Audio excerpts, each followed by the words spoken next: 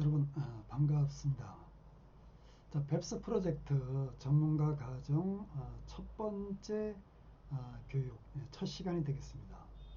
그래, 앞으로 이 뱁스 프로젝트 전문가 과정을 먼저 어떤 식으로 제가 강의해 나갈 것인지를 설명을 드리고 순서대로 제가 진행을 하도록 하겠습니다. 제가 이 뱁스 프로젝트라는 책을 국세신문을 통해서 발간을 했고, 그 뱁스 프로젝트에는 제가 이제 실무 경험을 통해서 얻은 여러 가지 우리 과세관청과 이렇게 그 논의를 한 그런 케이스들이 아주 상세하게 거기에 기록이 되어 있습니다. 그래서 이 세상 어디에 가도 이런 교재는 존재하지 않기 때문에 제가 미국에서 공부를 했지만은 미국에서 여러분들 로스쿨에 가게 되면 판례를 공부하게 돼요. 판례를 공부하는데 그 판례는 전체를 다 씹는 것이 아니고 중요 부분만 거기서 이제 그 뽑아내서 그 학습 목적으로 사용할 수 있도록 이렇게 교재를 만들 것입니다. 물론 이제 저도 이제 실무를 하면서 과세관청하고 서로 의견을 교환할 때 여기에 실린 것보다는 내용이 훨씬 더 많지만 그래서 그 중에 상당 부분은 불필요한 것들은 다 제외하고 핵심적인 부분만 여기에 실어놔서 나중에 이 책을 가지고 공부하는 사람들이 전문가 과정의 길을 걸어갈 수 있도록 그런 목적으로 책을 편집을 한 것입니다. 그래서 이제 저하고 앞으로 교육을 여러분들이 이제 그 강의를 들으시게 되면 이 책이 상당히 국제조세를 이해하는데 도움이 되고 이 세상 어디에도 존재하지 않는 그런 책이로구나 하는 것을 이해를 하시게 될 거예요.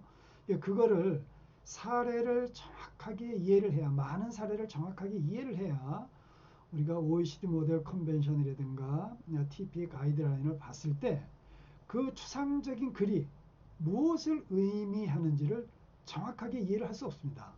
그 케이스가 머릿속에 없으면 여러분들 그걸 아무리 봐도 이게 무슨 얘기지? 이해를 할 수가 없어요. 그래서 어차피 전문가의 길을 가려면 그 내용을 정확하게 이해를 해야 되기 때문에 그래야 자기 나름대로 기존의 틀을 벗어나서 또 새로운 길을 만들어낼 수가 있어요. 그렇지 않으면 그 길속에 파묻혀서 습속에 파묻혀가지고 어디가 출구인지 찾을 수가 없습니다. 그렇기 때문에 저는 이 강의를 통해서 뱁스 프로젝트 강의를 통해서 여러분들이 전문가의 길을 갈 수 있도록 그리고 뱁스 프로젝트 업무를 훌륭하게 수행할 수 있도록 강의를 하는 것을 목적으로 하고 있습니다. 이 뱁스 프로젝트 강의를 마치게 되면 그 다음에는 이제 OECD 모델 컨벤션을 강의를 하게 될 텐데요. 그 OECD 모델 컨벤션이 훨씬 이거보다도 난이도가 있기 때문에 뭐 난이도가 있다는 것은 내용이 난이도가 있다는 것보다는 OECD 모델 컨벤션이 완전히 영어로 돼 있어서 여러분들이 아무리 영어를 잘하신다고 해도 거기 들어가면 이게 무슨 얘기인지 이해를 할 수가 없어요. 왜? 리드 비치인 더 라인즈가 안 되기 때문이죠. 사례가 머릿속에 있으면 그 복잡한 용문을 읽었을 때 그거를 이해를 하는데 그 사례가 머릿속에 없으면 아무리 봐도 그게 뭐를 얘기하는지 제대로 이해를 할 수가 없습니다. 그래서 먼저 어떻게 보면 이제 뱁스 프로젝트 강의가 전문가 과정이 이것이 일종의 중급이라고 저는 생각을 할 거고 그 다음에 OECD 모델이 고급 과정이다. 이런 식으로 풀어나가는 것을 제가 이제 하나의 스탠다드로 이렇게 생각을 할 거기 때문에 여러분들이 제가 어떤 식으로 강의를 해 나가는지를 충분히 이해를 하시고 제 강의를 경청을 해주시면 여러분들이 좀 더 국제조세를 이해를 하는데 많은 도움이 될 거로 생각을 합니다. 제가 그 제 교재를 일단 이렇게 나눠봤어요. 이전 가격과 그 다음에 APA 소득처분 관세평가. 요거는 이전 가격하고 서로 관련이 되어 있기 때문에 하나로 묶어서 이제 강의를 하게 됩니다. 근데 이 페이지 수가 상당히 많죠. 이거를 보시면은 제가 파워포인트만 해도 지금 81페이지가 돼요. 그렇죠? 마지막까지 하면 이제 82페이지가 될 텐데. 근데 제가 파워포인트만 교육을 하는 것이 아니고 제가 이거를 강의하다 여기 보면 뱁스 프로젝트 강의해가지고 페이지 수를 여기다가 리퍼를 해놨어요. 그렇죠? 이 안에 들어가서 또 강의를 하기 때문에 이것은 왜 그렇게 하냐. 여러분들 뱁스 프로젝트 강의를 사서 스스로 공부를 할 수 있도록 제가 강의를 해야 되기 때문에 이렇게 다 리퍼를 해놨습니다. 그래서 먼저 이제 그 이전 가격을 APA 소득증은 다 관련이 있으니까 관세평가도 이전 가격이죠. 그렇죠? 그래서 교육을 한 다음에 그 다음에 뭐를 하냐. 그걸 다 하고 나면 그 다음에 이제 경영관리비, 조약남용, 고정사업장, 고주자를 제가 강의를 하게 됩니다. 케이스를 가지고. 자, 이렇게 되면 국제조세의 대부분을 여러분이 다 이해를 하시게 되는 게 큰 것들은 다 이해를 하게 되는 거예요. 그럼 제 책에는 제가 경험한 이 케이스만 있느냐? 물론 이게 대부분을 차지합니다. 제 책에는 뱁스 프로젝트 강의에는 이것만 있는 것이 아니고 거기에는 미국도 판례가 있어요. 그렇죠? 어떻게 되어 있냐면 그거는 구성이 이렇게 되어 있습니다. 자, 미국 판례가 있는데 한번 보죠. 자, 이런 식으로 중요 판례를 제가 1930년대 거부터 우리가 국제조세를 이해하는데 분야별로 이해하는데 필요한 판례를 제가 요거를 대학원에서 강의를 하던 건데 이것을 다시 요거를 요거는 지금 저 워드 파일로 이렇게 놨죠. 한번 제가 볼까요? 예.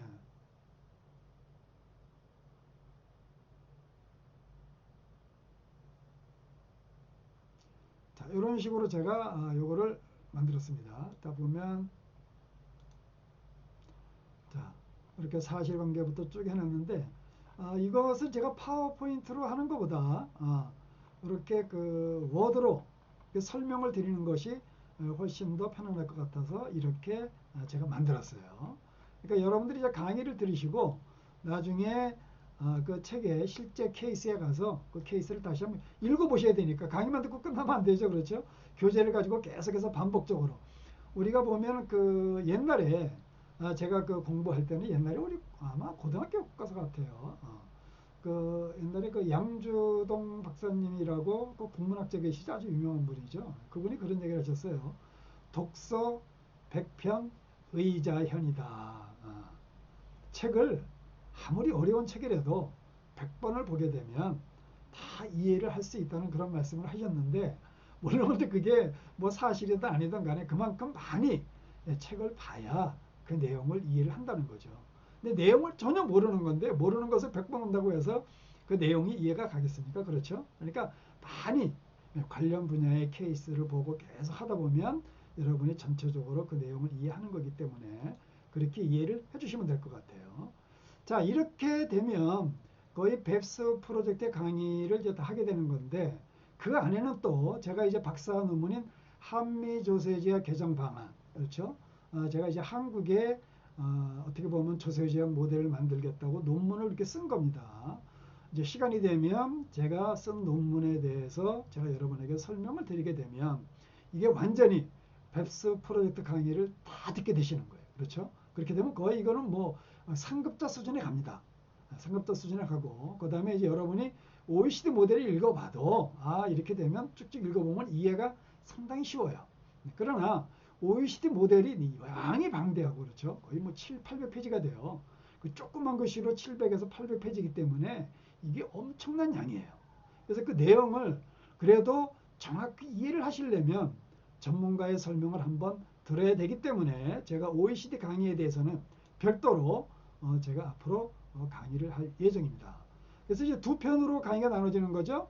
뱁스 프로젝트 전문가 가정교육과 그 다음에 2017년 OECD 모델 조세조약. 먼저 제가 뱁스 프로젝트 강의를 먼저 하고 그래서 이제 여러분들을 전문가의 길로 제가 인도를 해드리고 그 다음에 이제 OECD 모델은 우리가 그 글로벌 커뮤니티가 국제조세를 운영해야 되는 그 룰이 그렇죠. 기본적인 룰이 방침이 그 안에 있기 때문에 반드시 이해를 해야 됩니다.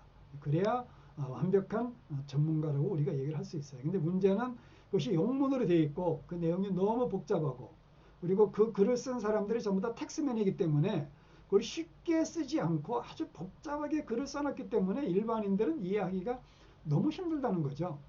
근데 이제 저 같은 전문가가 보면 아니 뭐 하려고 이렇게 복잡하게 글을 쓰지? 제가 사를 가지고 설명하면 금방 이해를 하셔요. 그렇죠? 예. 저는 그 내용을 전부 다 이해를 하고 있기 때문에 그래서 여러분들을 전문가의 길로 제가 인도를 할 거고 그렇게 되면 아마 저에게 교육을 많은 분들이 앞으로 국제사회에 나가서 국제사회는 제가 늘 이야기하지만 유니버설 랭귀지이기 때문에 여러분들이 이거를 공부하시게 되면 충분히 전문가의 길을 걸으실 수 있게 됩니다. 자, 그러면 제가 이제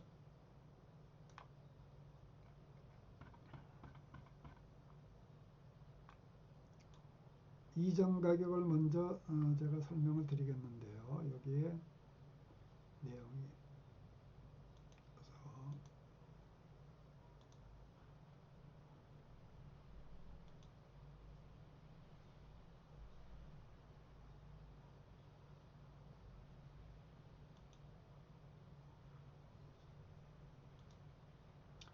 자, 뱁스 프로젝트 전문가 과정 교육.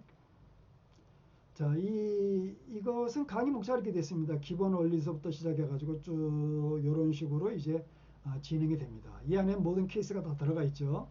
뭐 이전가격 세제 변화, 인가공 자회사 사례, 판매 지원 서비스 사례, 회사입니다. 매각 부정 조정 관련된 이전 가격, 제약 도매, 프라피스 플랜 메소드, 그 다음에 단연도 평균에 대한 거, 국제거래 이자율, APA, 소득 처분, 관세 평가. 자, 이렇게 되면 여러분들이 이거를 공부하시면요, 거의 다 국제조세의 가장 중요한 케이스들은 다 이 안에 제가 아주 상세하게 과세 간청하고 개별 이슈에 대해서 논의를 하기 때문에 여러분들이 읽어보시면 저절로 읽으면서 그 원리가 머릿속에 박히게 돼요. 외우는 것은 소용이 없어요. 여러분들 학문을 외워서 하는 게 아니에요. 이건 가장 어리석은 거예요. 학문을 외운다? 세상에 그거같이 어리석은 게 없어요. 학문을 외우는 게 아니에요. 글을 많이 보고 사례를 경험함으로써 체득이 돼야 되고 나중엔 동물적인 본능으로 사례가 나왔을 때 접근을 할 수 있어야 됩니다. 자, 그럼 이전 가격은 자, 여러분들 제가 기본적으로 이제 설명을 하자면은 이 과정에 들어오신 분들은 기본적으로 아주 초보자는 없어요. 그렇죠? 예, 대기업에서 근무하시는 분들이 대부분이거나 아니면 프로페셔널 다 이제 들어오셔가지고 여기서 강의를 듣게 되는데, 자, 기본적으로 한번 저희가 이전 가격이 왜 이슈가 되는지를 한번 설명을 해보죠. 자, 예를 들어서 한국에 있는 회사 하나가 full fledged manufacturer예요. 이건 무슨 얘기냐 하면은 제조업자로서의 기능이 한정이 되어 있는 게 아니라 모든 기능을 다 수행한다니까. R&D도 하고 뭐 디자인도 하고 그렇죠. 예, 그다음에 이제 제조를 또 하고 또 원료를 구매를 하고 그거를 만들어서 또 판매를 합니다. 마케팅을 하고 또 애드버타이징을 뭐 TV를 통해서 하고 모든 기능을 다 수행하는 거예요. 자, 근데 회사들은 기본적으로 보면 한 가지만 하는 게 아니에요. 뭐 자동차 회사가 자동차 하나만 만듭니까? 그렇죠. 그룹에서. 그게 아니잖아요. 비즈니스 라인이 상당히 많아요. 뭐 가구도 있고 뭣도 있고 해가지고 상당히 많은 비즈니스 라인을 가지고 있습니다. 자동차도 하죠. 반도체도 하죠. 뭐 가구도 하죠. 상당히 많아요. 그럼 우리가 이전 가격을 스터디할 때 왜 모회사에 대해서 이전 가격 스터디를 하면 안 되냐 하는 것은, 모회사는 너무 복잡하고 모든 게 있기 때문에 그런 유사한 회사가 이 세상에는 거의 존재하지 않는다는 거예요. 그래서 모회사를 이전 가격 스터디를 하는 것이 아니라 자회사를 기준으로, 이 자회사들이 테스티드 파티가 된다는 거죠. 자회사를 기준으로 해가지고 이전 가격을 하게 되면 그 나머지 자회사에게 엘로케이션 돼야 되는 그 이득을 다 엘로케이션을 하고 나면 나머지는 모회사에게 들어온다는 거예요. 이거는 OEC도 마찬가지고, 이건 전문가는 다 이제 그렇게 이해를 하고 있죠.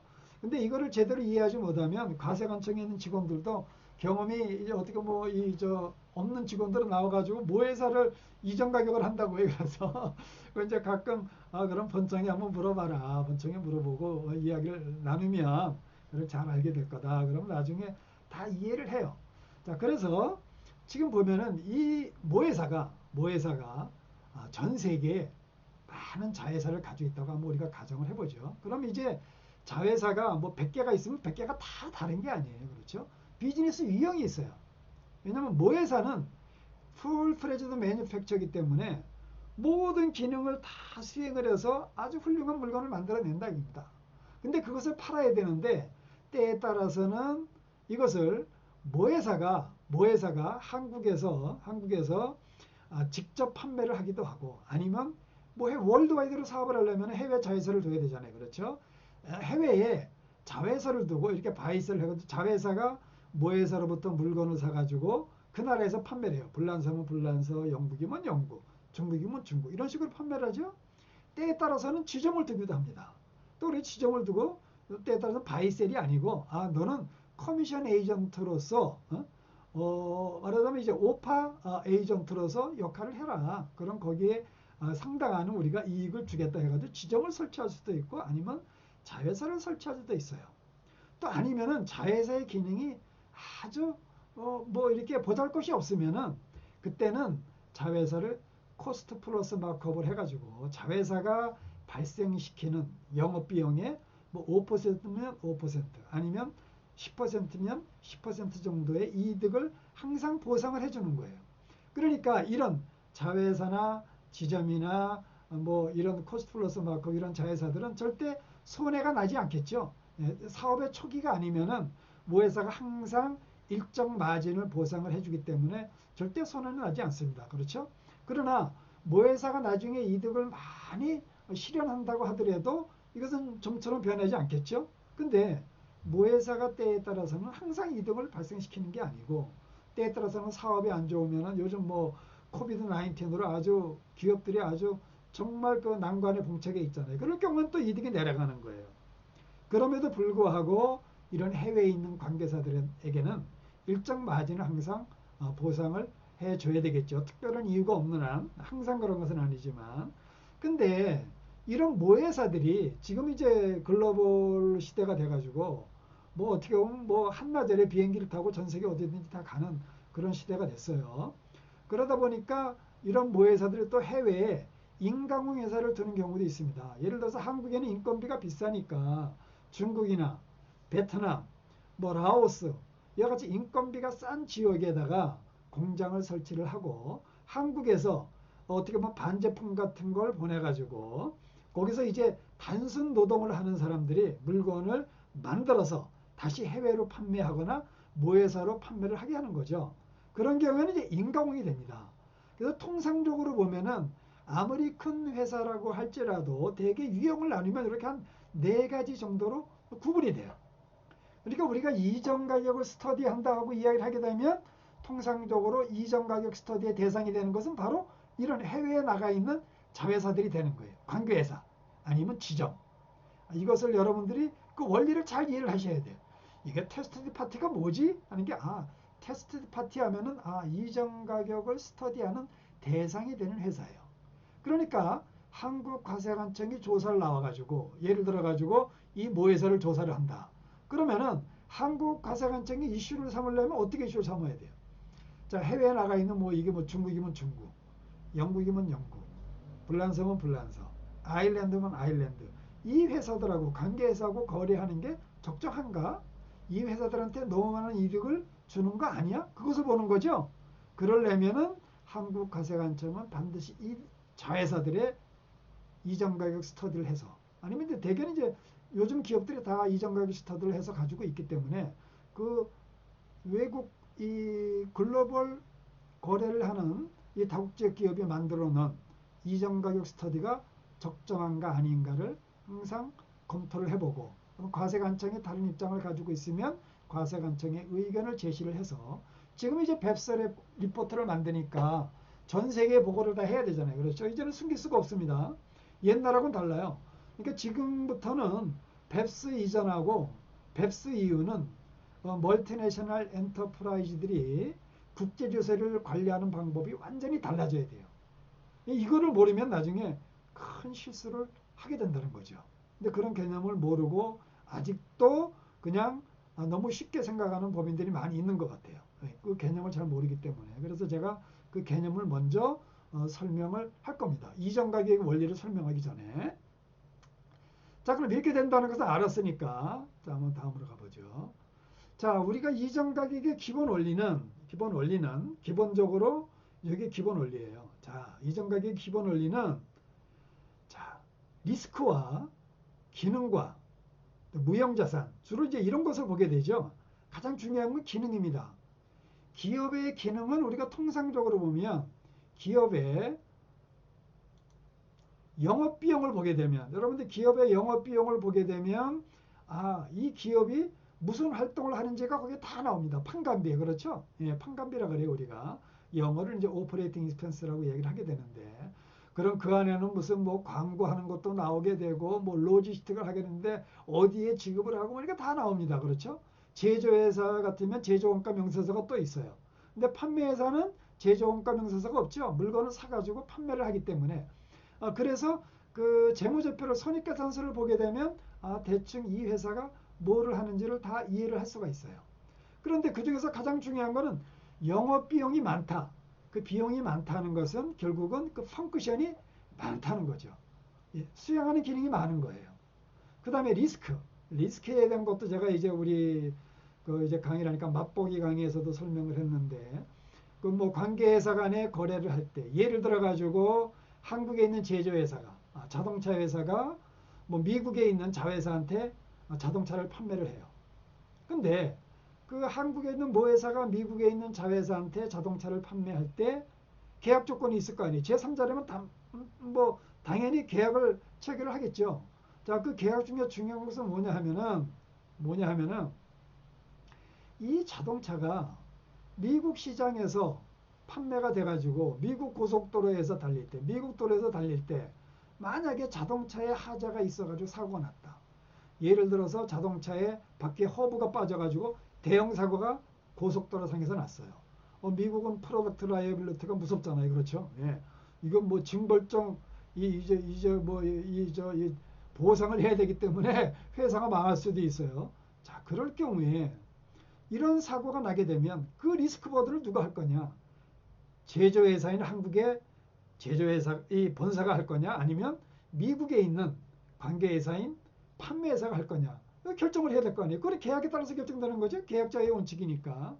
만약에 미국에 있는 판매회사인 관계회사가 그 부담을 지기로 했다면 한국에 있는 모회사는 미국에다가 자동차를 판매할 때 상당히 싼 가격에 팔아줘야 돼요. 그렇겠죠?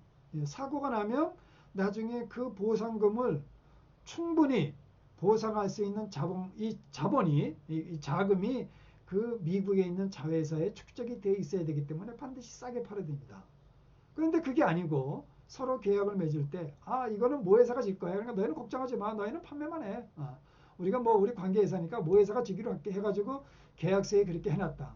그렇게 되면은 당연히 한국에 있는 모회사는 미국에 있는 자회사에게 그 자동차를 판매할 때 좀 비싼 가격에 팔아야 돼요. 그렇죠? 왜?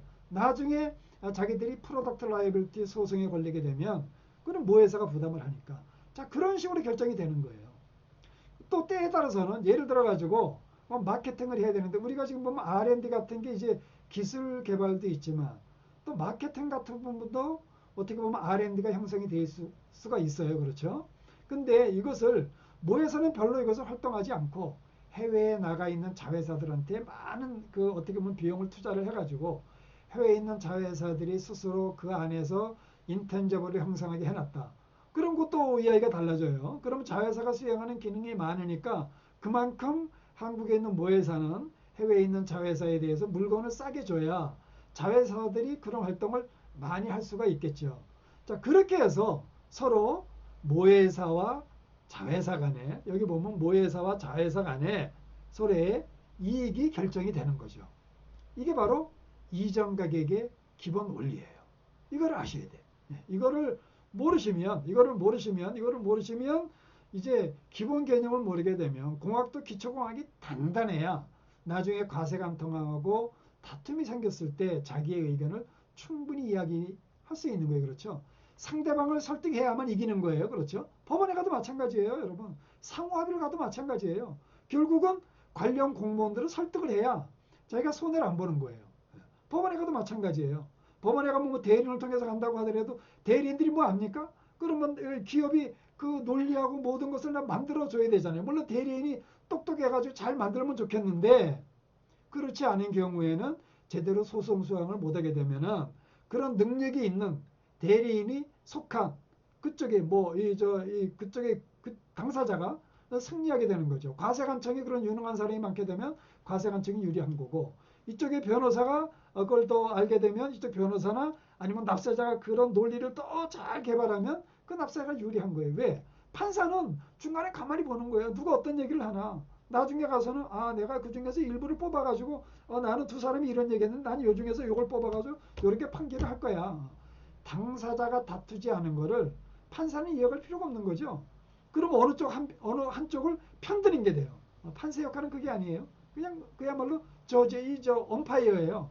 여러분도 축구 경기를 하는데 심판이 뭐 두 양쪽 선수가 다투는데 야 너 그 뭐 킥을 할 때 그렇게 해. 그건 아니고 뭐 안쪽으로 쳐야지 바깥쪽으로 쳐.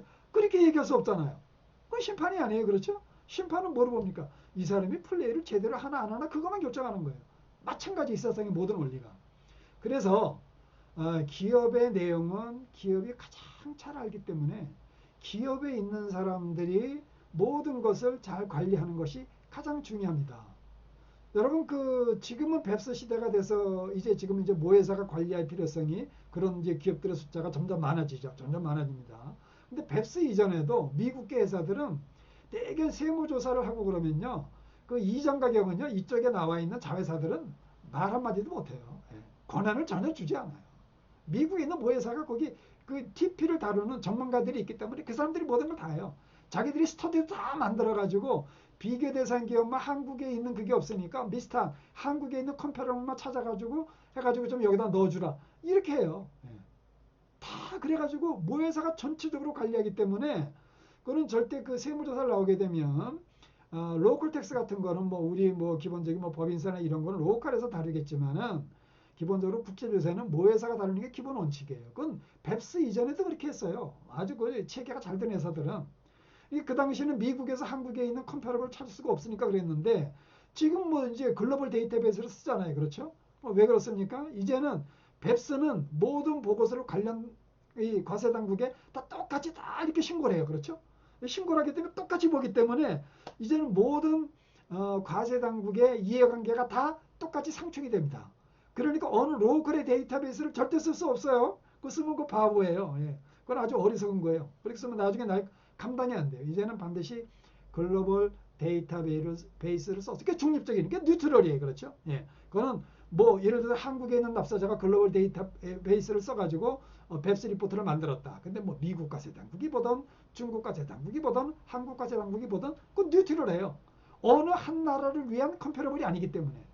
근데 옛날에는 되게 미국 기업이 한국에 들어오면 불란서 기업이 한국에 들어오면 영국 기업이 한국에 들어오면 한국의 컴패러블을 찾아가지고 우리가 TP스터디를 했어요. 왜? 제가 국세청에 있을 때도 외국계 기업은 한국 컴패러블 찾아가지고 와. 여기는 한국 시장이니까. 그렇게 시켰어요. 왜? 다른 나라 같이 하는 거 모르겠다 이거예요. 그때 모르겠다 이거.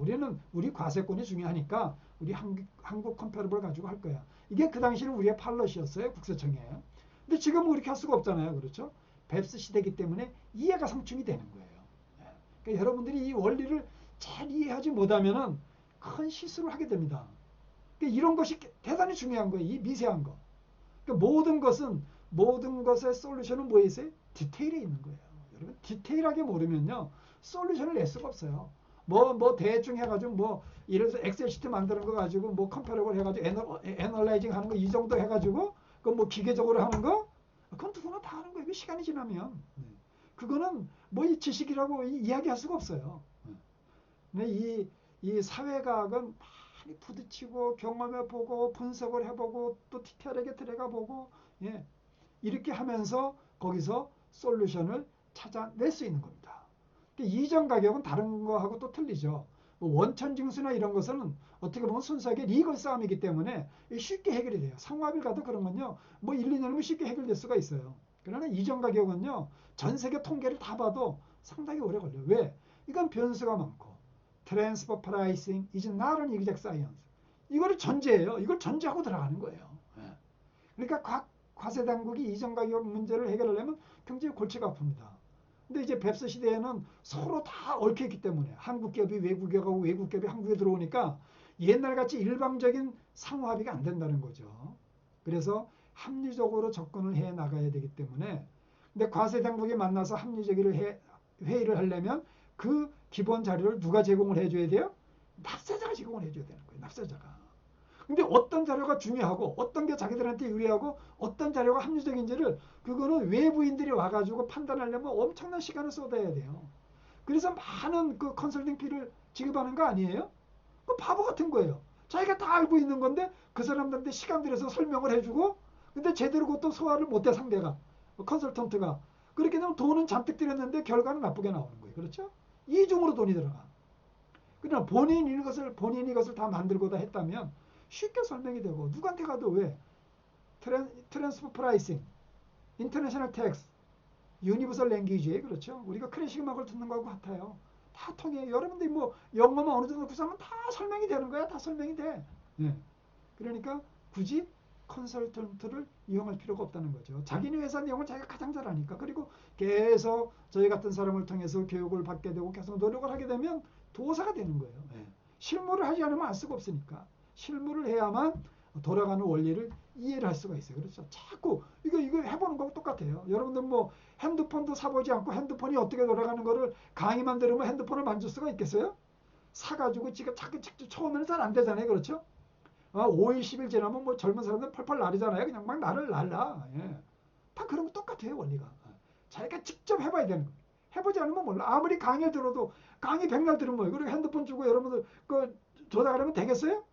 안 되죠. 당연히 안 되는 거. 본인이 해보지 않았는데 똑같아요. 그래서 학문은 사회과학은 본인이 직접 부딪혀 봐야 된다는 것을 여러분이 이해를 해야 되고요.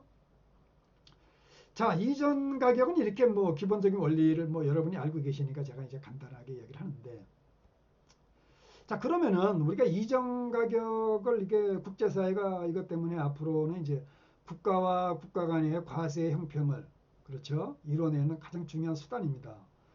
제가 이제 박사 논문 쓸 때 뭐 제가 세계 최초로 이야기를 했습니다. 제가 영문으로 이렇게 다 논문을 발간을 하고 그랬으니까 누구도 국가와 국가 간의 과세 형평을 이야기한 사람은 없어요. 제가 세계 최초예요.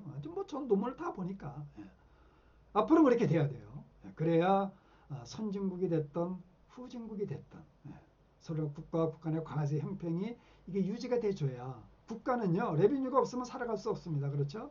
여러분들 뭐 아프리카에 있는 사람들 얼마나 불쌍합니까?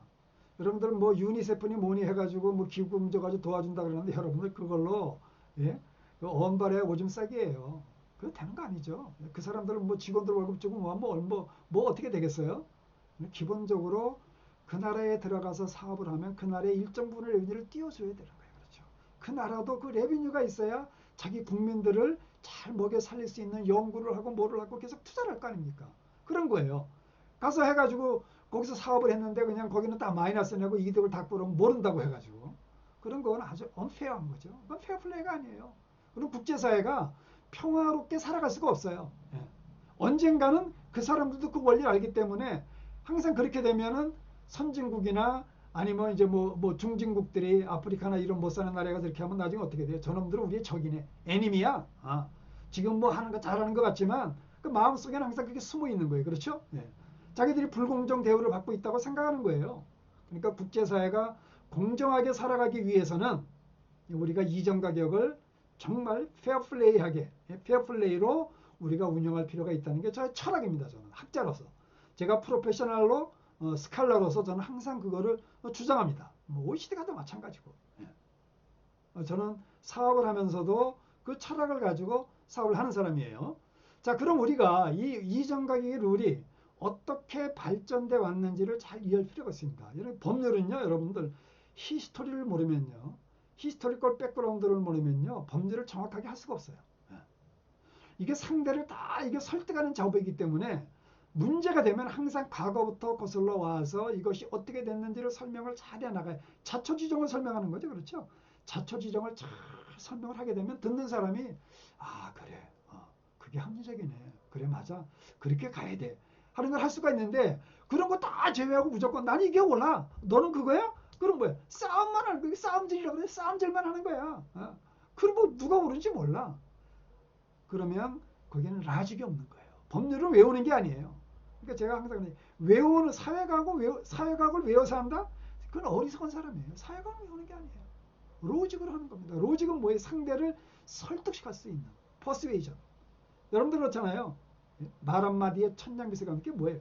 설득한다는 얘기 아니에요? 퍼스웨이전이야. 다 모든 것이 이 세상의 생활은 설득하는 이 과정을 통해서 성공을 하는 거예요. 설득을 할 줄 알아야 돼. 설득할 줄 모르는 사람은 절대로 성공할 수 없습니다. 페어플레이가 아닌 사회에서는 그런 사람들이 성공할 수 있겠죠. 가능할 거예요. 그렇죠. 아주 후진국에 가면. 선진국으로 가면 갈수록 설득의 스킬 오브 퍼스웨이전, 이게 떨어지는 사람은 성공할 수가 없어요. 자, 그러면은 이게 이전각의 원리가 언제부터 시작했는지 한번 저희가 살펴보려면은, 제일 먼저 미국이 1934년에 암스랭스 스탠다드를 도입합니다. 우리나라가 일본의 식민지 지배를 받을 때, 그렇죠. 우리가 상투 틀고 다닐 때예요. 여러분도 생각해 보세요. 거의 100년 전이에요. 근데 왜 미국이 암스랭스 스탠다드를 도입을 했을까요? 여러분 이거 생각해 봐야 돼요. 자, 이게 정말 이게 중요한 거죠. 그렇죠. 미국은 기본적으로 상당히 큰 나라입니다. 굉장히 큰 나라예요. 큰 나라고, 그 다음에 이제 그 미국은 주와 주간에, 주와 주간에 옛날에 그 미합중국이 탄생을 한 것은 가장 그 당시 그 핫 이슈가 뭐였냐면은 주와 주간의 관세 문제였어요. 이 주정부는 각 자기네 레비뉴를 가지고 살아가야 되는 거죠. 그렇죠? 그럼 관세를 많이 매겨야 레비뉴가 있어야 그 주를 이끌어 나갈 거 아니에요.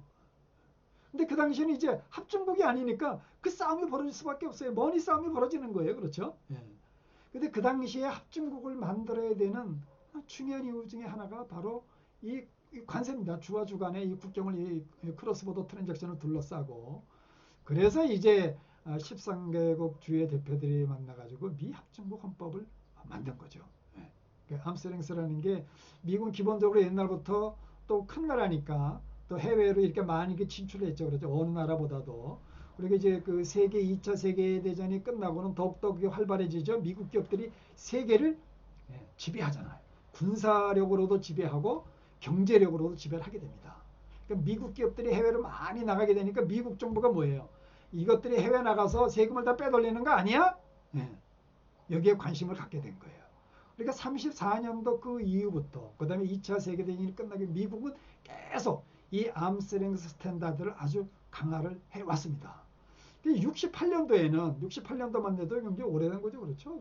우리나라는 뭐, 제가 그 국세청의 국제조세국이 생긴 게 1986년도입니다. 1986년도예요. 그때 이제 국제조세국을 만들어가지고 뭐 국제조세를 해보겠다고 한 거예요. 그러니까 그전에는 국제조세 개념을 전혀 모르는 거예요. 아시겠어요? 자, 68년도에 미국이 IRS 482 레귤레이션을 제정을 합니다. 이게 시행령이죠.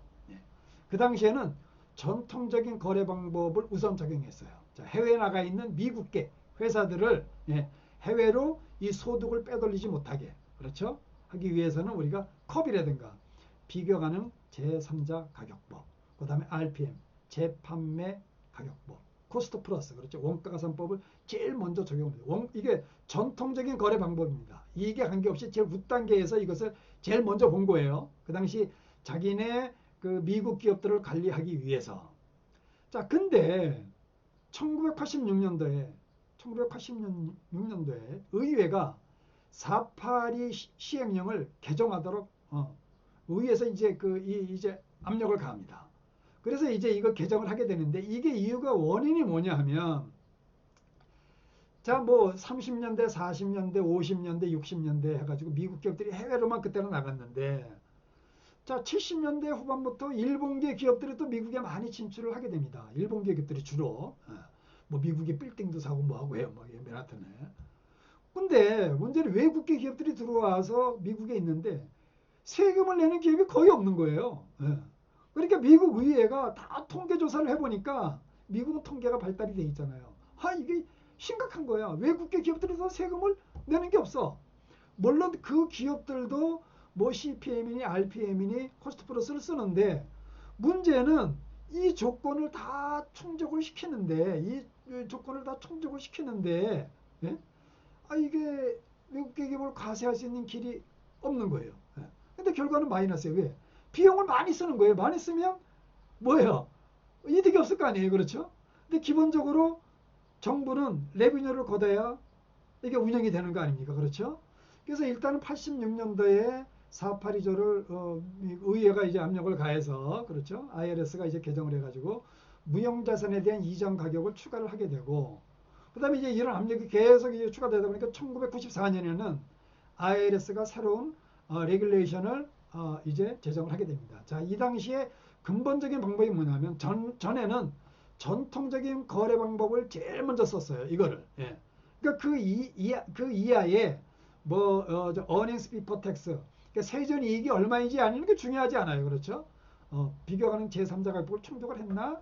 RPM 그렇죠? 이게 매출 총이익률을 충족을 했나? 그리고 원가가 삼일이 뭐 20% 이게 됐나? 그럼 끝나는 거예요.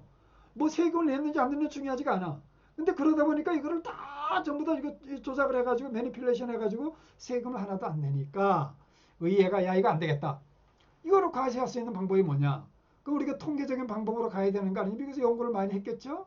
그래서 베스트 메서드 어프로치를 쓰게 됩니다. 그리고 주로 그때부터 보는 게 뭐예요? 세전 순이익을 보게 되는 거예요. 순이익률 방법을 보게 되는 거예요. 위에 거 다 필요 없다 이거예요. 기본적으로 세금을 걷어야 되니까 순이익률 방법을 써야 되고 또 이 제도 자체를 운영을 하다 보니까 위에서 전통적인 거래 방법을 우리가 사용을 할 때 중요했던 건 뭐냐면 비교 가능 기업을 찾아가지고 과세하는 거잖아요. 근데 이 세상에는 똑같은 기업이 존재할까요, 여러분들? 이거 존재하지 않아요. 같은 유형의 회사라도 저는 뭐 지금 거의 한 35년이 되는데 외국계 뭐 내국계 다 이거 분석을 해봐도 업종이 같아도 동일한 기업은 이 세상에는 전혀 존재하지 않습니다. 존재하지 않아요. 그 기업의 경영자가 항상 모두 새로운 스타일의 경영 스타일로 거래 구조를 만들어 가기 때문에 같은 업종이라고 해도 완전히 거래 구조 모든 게 다 다른 거예요. 똑같은 기업이 존재할 수가 없어요. 그러니까 비교하는 제3자 기업을 똑같은 것으로 찾아낸다? 그건 불가능하죠. 단지 컵에서 한 가지는 있어요. 인터널 컵. 예를 들어서 어떤 회사가 거래를 하는데 특수관계자하고 거래하고 아니면 특수관계가 없는 자하고 거래해요. 그러니까 특수관계자한테는 예를 들어 가지고 뭐 10불에 판매하는데 예? 특수관계자가 없는 사람한테 15불에 판매하게 되면 여기는 15 똑같은 물건인데 여기는 15불 여기는 10불에 판매 싸게 판매했네. 이거는 되잖아요. 그렇죠? 그거는 되는 거예요. 근데 이 세상에 자동차를 판매한다고 하더라도 똑같은 자동차가 있어요? 여러분 현대자동차하고 쌍용자동차가 같은 거예요? 같은 유형이 있을 수가 있어요? 가격을 비교할 수가 없는 거예요. 존재하지가 않아요. 핸드폰 애플이 만든 거하고 삼성이 만든 거 똑같을 수 있어요? 가격이 당연히 다르죠. 근데 똑같은 방법으로 접근한다? 그 이전 가격 원리가 맞는 거예요? 안 맞는 거예요.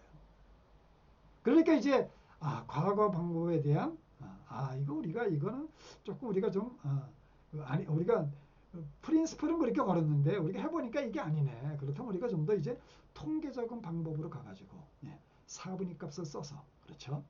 위에 25% 떼내고 아래 25% 떼내고 중간에 50%를 가지고 하는데 이것도 그대로 쓰면 안 되니까 C코드를 가지고 하는데 자산 조정을 해서 가능하면 줄일 수 있는 데까지 인간의 머리로 줄일 수 있는 데까지는 줄여서 이거를 레인지를 정해가지고 우리가 과세하는 방법을 쓰자. 그게 바로 베스트 메서드 어프로치가 들어오면서 시작이 된 겁니다. 그러면서 이제 OECD도 이 원리를 받아들여 가지고 우리가 OECD TP 가이드라인도 왜 미국이 기본적으로 룰이 워낙에 발달이 돼 있기 때문에 유럽은 미국에 대해서요 훨씬 떨어져 있어요. 그러니까 지금 뭐 OECD의 룰들이 계속 발전해 나가는 건 미국에 있는 코드가 그대로 들어오는 거예요. 들어와서 우리 변형돼 가지고 계속 그게 심어지는 거예요. 미국은 경험이 많기 때문에 그게 됐던 거죠. 그러니까 유럽은 이게 대륙국계이기 때문에 기본적으로 뭐 연역적으로 하잖아요. 미국은 항상 귀납적이 그렇죠. 해가지고 이 판례들이 수많이 형성이 되게 되면 그게 시행령으로 조그맣게 해가지고 다 들어가. 이런 케이스는 이렇게 가세요. 이런 케이스 이렇게 가. 그러나 이게 불문법 국가라고 하지만 성문법이 성문법 국가보다도 훨씬 더 발전된 게 바로 미국이에요. 제가 미국에서 공부를 했으니까 너무 잘 알죠. 특히 이 텍스 코드 같은 거는 놀라울 정도입니다. 이 사람들의 그러니까 이 지식 수준이 놀라울 정도로 발달이 돼 있는 거예요. 자, 그래서 OECD도 1979년에 이전 가격 다국지역 기업 보고서 해가지고 이제 뭐 이전 가격과 다국지역 기업 보고서라는 걸 냈는데 1995년도에 이전 가격 과세 지침을 이제 만들어내게 됩니다. 말하자면 이제 그 당시만 해도 이때는요 전통적인 거래 방법이 미국은 이때 이제 베스트 매스를 했는데 이때는 이전 가격을 할 때는 그때는 전통적인 거래 방법을 우선해서 한다고 했고 우리도 국제법 처음 만들 때는 그렇게 했어요. 그렇게 했어요. 근데 이제 2010년이 되면서 개정이 됩니다. 해보니까 운영을 해보니까 이제 많이 운영을 해야 하잖아요. 경문해야 하잖아요. 아 이게 아니네. 그렇네. 이게 이기적 사이언스가 아니네. 그렇다면 우리가 인간이 할 수 있는 가장 중요한 통계를 가지고 접근해야 되고 그래서 최대한도로 좁혀서 내려오고 그래서 지금은 거의 다가 보면 순이익률 방법으로 뭐 되게 뭐 상호합의 뭐 거의 다 끝나잖아요. 90% 이상이. 그게 가장 합리적으로 이렇게 접근을 해 가는 거예요. 그렇죠? 그렇게 할 수밖에 없잖아요. 왜? 모든 것이 다 다른데. 그러나 어차피 뭔가 국가 간의 과세권을 결정을 해야 되니까. 근데 우리가 벌써 이런 것을 30년 정도로 우리가 수행을 했기 때문에 이제 기업들이 많이 여기에 적응이 돼 있죠. 그러니까 이 제도를 좀 더 합리적으로 계속 발전시켜 나가는 게 중요해요. 뭐 OECD에서 뭐 해가지고 이번에 뭐 해가지고 뭐 필러 1, 2 같은 거는 그런 급격한 변화를 가져올라가는 것은 저는 전혀 바람직하다고 생각하죠. 논리도 없고 아무것도 없고 그냥 나중에는 강대국의 입김만으로 과세권을 뺏어가잖아. 처음에 시작할 때는 후진국들이 이걸 하나도 모르니까 자기들 마음대로 모든 걸 만들었지만 이제는 전 세계가 이 중요성을 다 알잖아요. 그러니까 자기들 마음대로 안 되는 거죠. 그렇죠? 옛날에 몇몇 국가가 다 끌어간 거예요. 다 만들고 룰도 만들고 뭐 했어요. 다른 사람은 따라가는 거예요. 그냥 따라가는 거예요. 뭐 말할 수가 없어. 지식이 없기 때문에. 지식이 있어야 이야기를 할 거 아니에요. 기본적으로 안 돼. 그 지식이.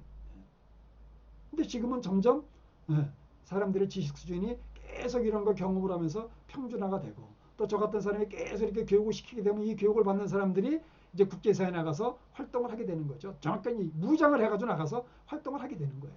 뭐가 가장 합리적인 것이냐. 그거를 따져야 되는 거죠. 그렇죠? 로직이 뭐냐, 로직이. 로직을 가지고 움직여야 될 거 아니야. 그래, 많은 사람들이 어느 정도 그래도 70%, 80%가 그래, 그럴 수밖에 없어는 돼야 이게 굴러가는 거지. 단지 10%가 지들이 옳다고 하는 대로 90%는 뭐 전혀 무시하고 가면 그건 아니라는 거죠. 그렇죠? 국제사회가 그러면은 평화로울 수가 없어요. 자, 그래서 지금 보면은 이 어프로치가 옛날하고 많이 바뀌었죠. 옛날에는 전통적인 거래 방법을 썼습니다. 그렇죠? 비교 가능성을 중시했어요. 그래서 옛날에는 우리가 그 TP 스터디 할 때도 제가 국세청에 있다가 회계부인을 한 게 이제 2000년인데 그때만 해도 아주 초기예요. 그렇죠? 초기잖아요. 우리가 1996년도에 국제법이 생겼으니까. 그리고 제가 이제 미국 유학에서 들어온 게 97년이고 돌아와서 우리 직원들 교육시키고 국제조세 과정을 해가지고 3년 동안 요원들을 하고 그게 뭐 2000년이 넘어섰잖아요. 그렇죠? 넘었으면서 제가 이제 회계법인으로 갔으니까. 그렇게 했는데 그때는 처음 나갔을 땐 우리가 그 TP 스터디를 할 때도 뭐 들어가서 기능 분석을 한다고 뭐 수많은 사람들이 나가서 기업에 나가서 시간을 엄청 많이 쓰고 뭐 한다고? 정확한 비교하는 기업을 찾아내기 위해서 이렇게 해야 된다고 한 거예요. 그렇죠? 근데 지금 생각해 보면 그때는 그럴 수밖에 없었어. 시스템이 그랬기 때문에. 근데 지금 생각해 보면 그거는 지금하고는 지금 여기는 안 맞는 거죠. 그렇죠? 불필요하게 많은 시간을 거기다가 쏟아낸 거예요. 쏟아낸 거예요. 시대가 지금은 뭐 30년이 흘러왔더니 지금 제가 국세청을 떠난 이후로도 지금 20년이 됐기 때문에 와 10년이면 강산이 변한다 그러잖아요. 그렇죠? 앞으로 10년이 얼마나 변하겠어요? 뱁스 이후에. 그렇죠? 크게 변할 겁니다. 자, 그래서 옛날엔 이렇게 했는데 지금 이제 순이익률 방법으로 이렇게 가고 있다. 그래서 비교 가능성을 완화하고 그 다음에 statistical analysis를 중시하는 방향으로 가고 있는 것이다. 특별한 경우가 없는 한 이렇게 가줘야만 국가와 국가 간에 그러니까 서로 어그리를 하는 방안을 만나야 되니까 앞으로는 뱁스 문제를 가지고 이제 문제를 해결을 해야 되면 그때는 어떻게 해야 되느냐. 때에 따라서는 거래가 여러 나라에 걸쳐서 이렇게 수행이 될 수가 있어요. 그리고 이중과세를 다 해소하려면은 3개 나라가 같이 상호 합의를 해야 될 수도 있고 때에 따라서는 4개 나라가 같이 상호 합의를 해야 될 수도 있습니다. 그렇죠? 다들 이렇게 요즘에 그 멤버 컨트리들이 사인을 하고 있죠. 앞으로 그렇게 가야 돼요. 그렇죠? 그렇게 될 수밖에 없어요. 왜냐하면 한 나라의 법원이 그거를 결정한다? 그건 택도 없는 얘기예요. 그건 택도 없는 얘기예요. 될 수가 없어요. 이중과세가 해소가 안 되는 거죠. 그렇죠? 그거는 여러 나라의 과세 주권이 걸린 걸로 한 나라가 그걸 마음대로 해가지고 법원을 그게 아니에요. 시스템이 지금 바뀌어가고 있는 거예요. 그러니까 여러분들이 그걸 앞으로 국제조세를 하려면은 이 배경을 잘 이해를 하셔야 돼요.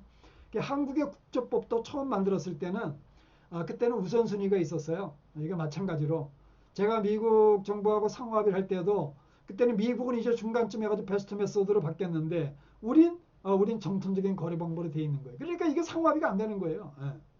우린 옛날 거를 주장하고 미국은 이게 무슨 얘기야? 합리적으로 가야지. 그러니까 안 될 거 아니에요. 근데 우리는 법대로 공무원이니까 법대로 가야 되잖아요. 그렇죠? 그게 안 되는 거예요. 상호합의가. 그래서 우리도 결국은 우선순위를 폐지하게 된 겁니다. 여러분 그걸 아셔야 돼요. 이게 왜 폐지가 됐는지를. 그래야만 상호합의가 가능하잖아요. 외국 정부. 그렇잖아요. 같은 논리를 가지고. 그렇지 않으면 상호합의를 못하죠. 공무원이 법을 어기고 할 수는 없잖아요. 조세조약에 따라서 상호합의 내용이 물론 누구도 볼 수가 없는 비밀이지만 뭐 국회의원도 볼 수 없어요. 이거는요. 비밀이기 때문에. 그러나 공무원이 법을 어길 수는 없잖아요. 그렇죠? 법을 어길 수는 없어요. 그렇기 때문에 법에 따라서 업무를 처리해야 되기 때문에 우리도 순위를 폐지를 하게 된 겁니다. 자, 그래서 우리가 이렇게 그 사업을 이제 국제조세를 하게 되면 그다음에 이제 사업을 하시는 분들도 이제는 옛날과 다르게 이제는 어떤 시스템을 가지고 움직여 나가야 되는데 옛날에는 이제 엑셀 시트를 가지고 했지만은 지금 이제 오토매틱 시스템들이 막 등장을 하고 있습니다. 그렇죠? 이게 앞으로 더 많은 시스템들이 나올 거라고 생각해요. 글로벌 데이터베이스를 가지고. 이게 큰 시장이니까. 그렇게 되면 이 자동화 시스템은 결국은 납세자하고 과세 당국에 이게 뉴트럴해요. 어느 쪽 한쪽에 유리한 게 아니에요. 뉴트럴해. 그 안에 들어가서 딱 조작을 하게 되면 그 조작의 흔적이 다 남아있기 때문에 나중에 가서관청에 와서 보게 되면 우리 이렇게 생각해 하면 그렇게 하게 되면 그 결과가 나오는 거예요. 그럼 그 결과를 보고 서로 납세자하고 서로 앉아 이야기를 하면 되는 거예요. 그렇죠? 법리적인 부분이 있으면 또 법리적인 부분을 또 뭐 예를 들어서 전문가를 통해서 이야기를 할 수도 있고 그렇게 해서 어떤 게 합리적인 과세냐 하는 것을 결정을 할 수 있게 되는 거죠. 그러니까 옛날에는 이것이 없기 때문에 뭘 했습니까? 다 수작업을 했어요. 그렇죠? 엑셀 시트로. 근데 이제는 좀 자동화 시스템이 계속 등장하기 시작합니다. 계속 등장하기 시작하기 때문에 이제 앞으로는 그런 시스템을 이용을 해서 하게 되면 좀 더 국제사회가 평화롭게. 왜냐하면 이게 이전 가격이라는 게 변수가 워낙에 많기 때문에 이거를 뭐 예를 들어서 법원으로 가가지고 판결을 한다.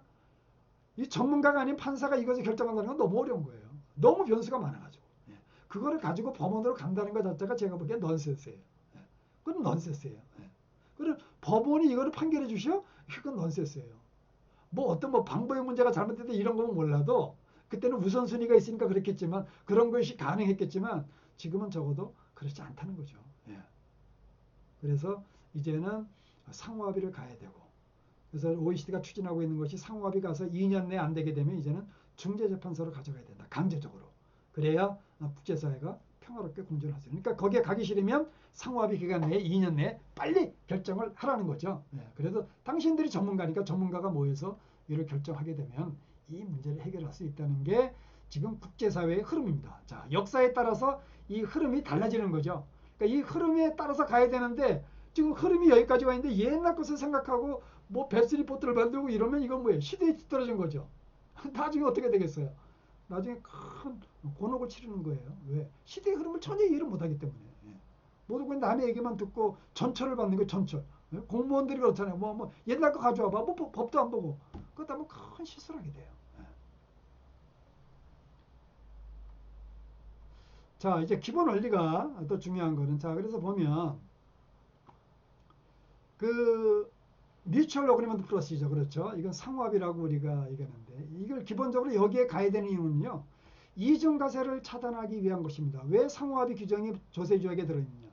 조세조약을 제정하는 이유가 이중과세를 차단하기 위한 거예요. 여러분 그 기본 목적이 하나가 그거예요. 탈세법 두 가지 목적이에요. 이중과세를 차단함으로써 방지함으로써 국제거래를 증진시키자는 거예요. 그러니까 이중과세가 차단이 안 되면 방지가 안 되면 국제거래가 어려워지게 돼요. 근데 만약에 여러분들이 국내법 절차로 가게 되면 조세심판원 법원으로 가서 만약에 졌다. 그럼 당연히 이중과세가 돼요.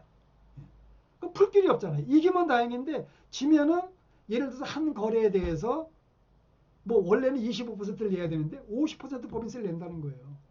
그럼 해결할 방법이 없어. 이미 법원에 가서 끝났기 때문에 상호합의도 못 가지 다 끝났으니까. 그래서 이제는 그렇게 해가지고 행여나 혹시나 해가지고 하는 거는 어리석다는 거죠. 지금 시스템이 그때 이제 뱁스 이전에는 해외에서 그 거래하는 것들을 과세관청에 가능하면 드러내는 걸 싫어했기 때문에 그렇게 할 그런 그 이유도 있었는데 지금은 다 모든 것을 공개하기 때문에 국내법 절차를 밟을 이유가 전혀 없는 거예요. 예. 상호합의를 가게 되면 다 이중과세가 있어도 돼요. 뭐 한국 걸 풀어주던 미국 걸 풀어주던 영국 걸 풀어주던 서로 풀어주면 이중과세가 없어지는 거예요. 납세자는 이중과세가 그래야 이중과세를 안 당할 거 아니에요. 그렇죠? 자, 근데 트랜스퍼 프라이싱 이슈는 제가 설명해 왔지만 이게 아주 컨트로버시해요. 그렇죠? 예. 그리고 옛날식으로 이제 그 여러분들이 그 엑셀 시트를 가지고 하게 되면은 과세관청이 체리 피킹을 해요. 그중에 자기들이 또 하는 거 가지고 가져와가지고 그러면 이게 경쟁이 어려워집니다. 예. 디펜스 하기가 어려워져요. 예. 옛날엔 그렇게 했어요. 근데 지금은 뱁스 시대가 됐기 때문에 과세관청이 이렇게 못할 거예요. 예. 더더욱이 이제 자동화 시스템을 가지고 들어와서 하게 되면 더더욱이 어렵죠. 예. 외국 정부가 다 보고 있는데 이거 봐라. 한국이 우리 기업들을 한국 과세당국이 괴롭히고 있네. 그럼 당신네 한국 기업도 한번 괴롭혀 볼까? 이게 되는 거예요. 예. 함부로 할 수가 없어요. 여러분들이 이런 시대의 이 흐름을 잘 알아야 돼요. 자, 그 다음에 자동화 시스템을 활용하게 되면 이슈를 단순화하는데 이제 기여하게 되죠. 그렇죠? 예. 이슈가 단순해져요. 그리고 자동화 그 시스템 안에 모든 게 남아있어요. 이렇게 상호합의 신청서를 작성하는 비용도 크게 절감됩니다. 제가 보기에는 얼마 시간이 안 들 것 같아요. 저한테 교육받은 그 기업들에 대해 해주게 되면 제가 어떻게 보면 아주 앞으로는 이제 어느 정도 지나고 나면 제가 아예 이거를 고정비용으로 해가지고 상호합의를 쉽게 신청할 수 있도록 쉽게. 왜냐 상호합의 신청서를 제출할 때 그 내용이 뭐가 실리냐 가장 중요하거든요. 이 문제를 해치는 어떻게 보면 기본 방향이에요. 처음에 들어갈 때 잘못 들어가게 되면 막 문제가 계속 꼬이게 되죠. 그렇죠? 그 뭐는 게 왜냐면 그 외통수를 이게 둬야 되는데 경험이 없으면 엉뚱한 얘기만 계속 하게 되는 거예요. 그러면 이거를 풀어야 되는 공무원들은 서로 만나서 협상을 해야 되기 때문에 너무너무 어려워요. 제가 경험을 해봤잖아요. 뭐 예를 들어서 저는 공무원 할 때도 뭐 중요한 게 있으면 세무서까지 가서 제가 직접 찾아서 합니다. 왜? 납세자가 중요한 게 아니라 우리나라의 과세권을 지켜야 되기 때문에 저는 그렇게 했어요. 가서 서고 갖다 찾아요. 세무서 직원을 시켜야 뭐 답답하니까 직접 가서 내가 찾아. 왜? 이 금액이 너무 천문학적으로 크니까. 근데 모든 공무원이 다 그렇게 하지는 않는다는 거죠. 제가 솔직히 이야기해서 다 그렇게 하지 않아요. 다 자기 업무가 바쁘니까. 그럼 납세자가 잘 만들어서 해줘야 협상이 수월하게 된다는 거죠. 그러니까 뭐가 중요한지를 잘 알아서 협상을 잘할 수 있도록 만들어주는 게 대단히 중요합니다. 그래서 그거 해야 되고, 그 다음에 이제 자동화 시스템을 활용하면 이게 이 모집단이 되니까 굉장히 커집니다. 그 중에서 과세관청이 몇 개만 두세 개만 뽑는다? 이거는 거의 불가능해요. 불가능해요. 그걸 과세관청이 저스티파이 해야 되는 저스티파이를 할 수가 없어요. 기계하고 싸울 수가 없어요. 과세관청이 기본적으로. 아시겠어요? 불가능해요. 제 경험상으로 그렇습니다. 그렇기 때문에 특별한 이유가 없는 한은 과세관청이 체리피킹을 할 수가 없다. 그리고 이제는 뱁스 시대이기 때문에 상대국 과세당국이 그걸 바라보고 있어요. 그렇죠? 그럼 우리가 자동화 시스템으로 한 것 갖다 그쪽에 보내주면 이거 한국 과세관청이 이거 너무 심하네. 이렇게 들어오면 이제 국가와 국가 간의 컨플릭트도 점점 커지게 되죠. 그래서 절대 앞으로는 그렇게 할 수 없다고 저는 생각을 합니다. 자, 국내 불복 절차 폐쇄의 문제점. 자, 폐쇄할 경우에는 이중과세에 직면을 하게 됩니다. 이중과세에 직면하게 돼요. 설명했지만. 그 다음에 더 중요한 건 조사 기간 이후 사업연도에 대해서도 동일한 방법으로 계속 과세가 돼요. 계속 이중과세를 되는 거예요. 방법이 없잖아요. 그렇죠? 가장 어리석은 거예요. 이렇게 택한다면. 자, 물론 상수할 경우에는 이중과세가 없어요. 그러나 이전 가격은 제가 말씀드렸지만 너무 변수가 많고 이렇기 때문에 이걸 법원에 가서 이기겠다고 하는 것 자체가 이거는 제가 보기에는 그건 넌센스예요. 자, 이전 가격은 변수가 많기 때문에 전문가가 아닌 법원의 판사가 그걸 가지고 뭐 이것저것 받아가지고 한다. 그 요행일 뿐이지 이거는 판단을 제대로 할 수가 없어요. 제가 다 경험을 해봤어요. 대법원까지 같은 변호사하고 케이스를 가지고. 자, 그 다음에 미래 사업연대에 영향을 미치는 과세를 한번 제가 예를 들어서 보면은, 예를 들어서 납세자는 코스트 플러스 방식으로 예를 들어서 영업비용의 5% 10%로 해가지고 신고를 했어요. 근데 과세관청이 나와가지고 이게 무슨 얘기야? 우리 이거 영업이익률 방식으로 해야 돼. 여기는 뭐 기능도 많아 해가지고 3%, 5%를 했대. 그럼 뭐 엄청난 비용이 이게 이 금액이 커지겠죠. 뭐 수백억씩 나올 수가 있어요. 그럼 계속 과세하게 되면 계속 이중과세를 당하게 되는 거죠. 저쪽에서 풀어주지 않으면. 예를 들어가지고 미국과 거래를 했다. 그럼 미국 과세당국이 거기서 낸 세금을 환급해 주지 않는 한은 계속해서 과세되는 거예요. 이거 엄청난 거예요. 그 다음에 체리 피킹으로 영업이익률을 납세자는 3%로 했는데 과세관청이 우리는 5%야. 5%로 변경을 했다. 그럼 그동안의 DP 팔러시가 다 무너지는 거예요. 월드와이드로 3%로 해가지고 과세를 했는데 한국과세관청이 그걸 인정을 안 해주는 거예요. 그렇죠? 예. 그렇게 되면 여기서 납세자가 이중과세를 되기 때문에 이거 대법원까지 가서 패소했다. 그럼 그것도 비용으로 다 날려버리는 거예요. 그럼 그거를 업무를 추진한 CFO는 가장 멍청한 사람이죠. 그렇죠? 자기는 회사 자산을 다 날려버린 거예요. 예. 날려버린 거야. 예. 제가 볼 때는 만약에 그런 결정을 했다면 이 사람이 해고감이네, 파이어감이네. 그렇게 되는 거예요. 그래서 적어도 이제는 이중과세를 해소할 수 있는 방법이 이제는 다 열려있다. 그래서 그런 쪽으로 앞으로 기업들이 노력을 해서 앞으로 이전가격 업무를 수행을 해야 된다는 것을 제가 설명을 드립니다.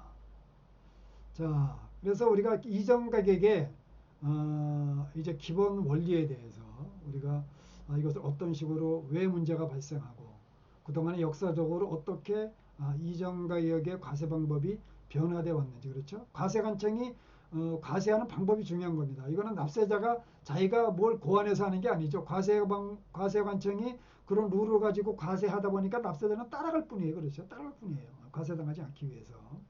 그러니까 과세관청과 그다음에 OECD가 어떤 방향으로 움직이냐를 잘 이해를 해야 되고 그 다음에 이렇게 해서 새로운 룰이 생겨났으면 그럼 그 새로운 룰 하에서는 앞으로 국제거래가 어떻게 관리가 되고 그럼 다국적 기업은 어떻게 국제거래를 관리해야 되는지를 잘 이해를 하셔야 된다는 거죠.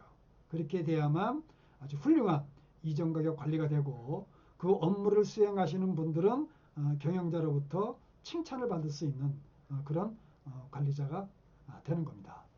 자, 이전가격의 기본 원리를 여기까지 설명드렸습니다. 다음 시간에는 이제 이전가격 보고서의 구성, 그렇죠? 이전가격의 도대체 보고서가 어떻게 구성이 되어 있고 어떤 식으로 나가고 그 다음에 실제 케이스를 가지고 제가 뱁스 프로젝트에 나와 있는 사례들을 가지고 설명을 드리도록 하겠습니다. 수고하셨습니다. 금방 한 시간이 지나가네요.